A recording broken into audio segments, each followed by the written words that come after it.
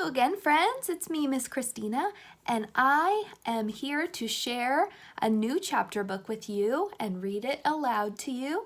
This is Detective Gordon, The First Case by Ulf Nilsson. It is a book with 12 chapters. It's a wordier book. Those are some wordier pages, but there are also some color illustrations. And it follows a mystery with a detective who is this, I think he's a frog. What do you think he is? He's a lumpy green guy, and then he has some friends and people that he asks questions, and he tries to solve a problem in this story. So since there are 12 chapters, I'll try doing 2 chapters each time I read. But these videos might be on the longer side because there are a lot of words to read, a lot of interesting details that the detective and his friend need to notice to try and solve the problem. So, Detective Gordon, The First Case. Oh, and it's illustrated by, don't know how to say those names, but I'll guess Gittespy. And here we go. There's that first illustration. What kind of creature is that? There's a bushy tail going on there. All right, chapter 1. Stolen nuts, suspect, everyone. Wretched thieves, cried a small creature as it scurried through the snow. Thieving wretches! It was late in the evening, and the whole forest was asleep.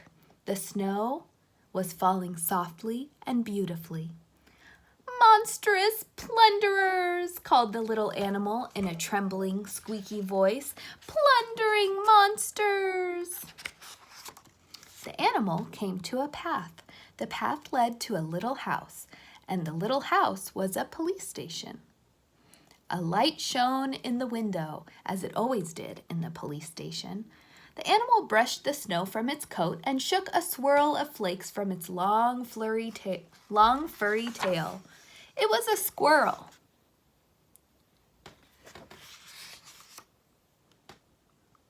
Which now wiped its feet and stepped inside. "Hoo, horrible and sad," cried the squirrel, "sadness and horror." The squirrel looked around. It was a completely ordinary police station. First, you entered the big police room. On the wall beside the door was a glass cabinet. In the cabinet was a pistol and a baton. The glass was very thick, and the cabinet was locked with a strong lock. In the middle of the big police room was a fireplace where a few embers glowed. Behind the fireplace was a little kitchen for making tea. The police station had many modern gadgets the squirrel didn't understand.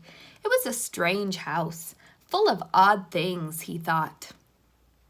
The squirrel himself lived in a hole in a tree.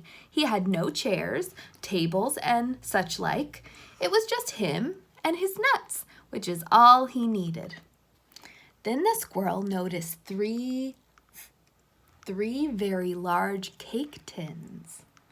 He smelled something agreeable, and he looked at them with interest. The squirrel turned to the right. There was the prison with its barred door standing open. Inside, a bed was made up with a thick quilt and 2 pillows. Clearly, no thieves were staying at the moment. He turned to the left. There was another small room, a bedroom for the chief of police. The squirrel peered in through a gap in the doorway. Above the bed were pictures of toads. Old toads, very small toads, and some the squirrel found quite ugly. Then he went right in and stood before a big desk. A very fat toad sat at the desk with an important piece of paper in front of him and a pen in his hand.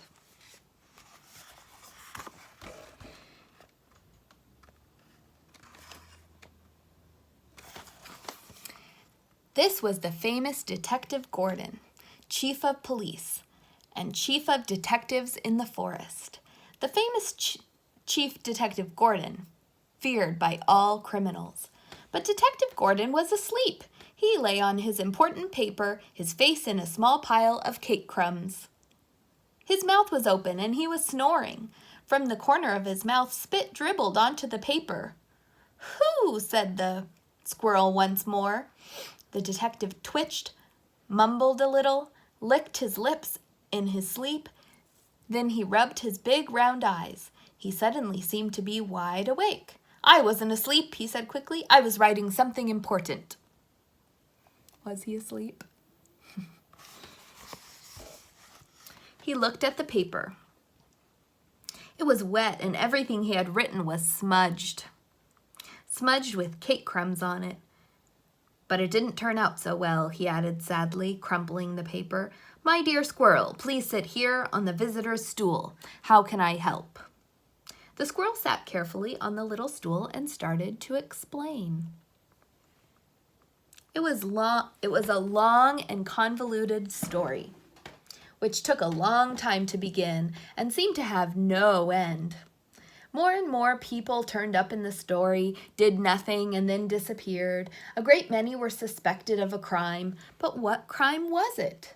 No ordinary person would be able to understand what it was all about, and yet Detective Gordon did. By the end, the squirrel was so upset he began to cry.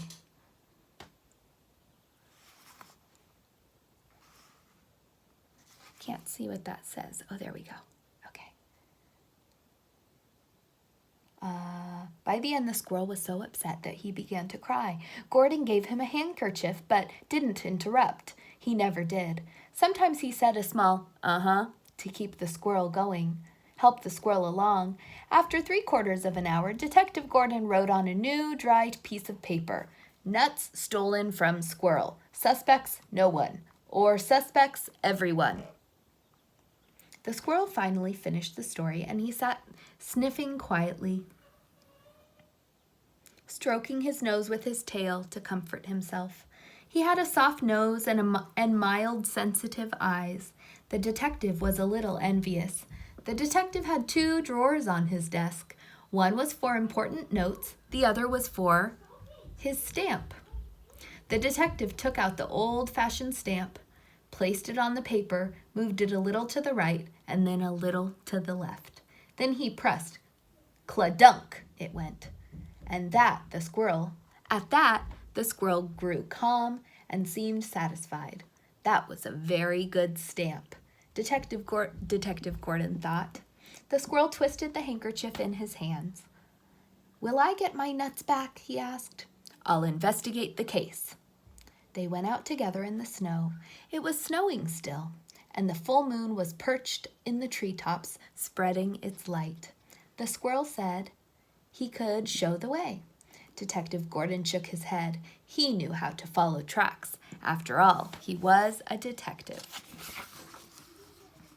Chapter 2. Look at this great illustration. There they go. There's the moon and the night and the snow. And do you see tracks?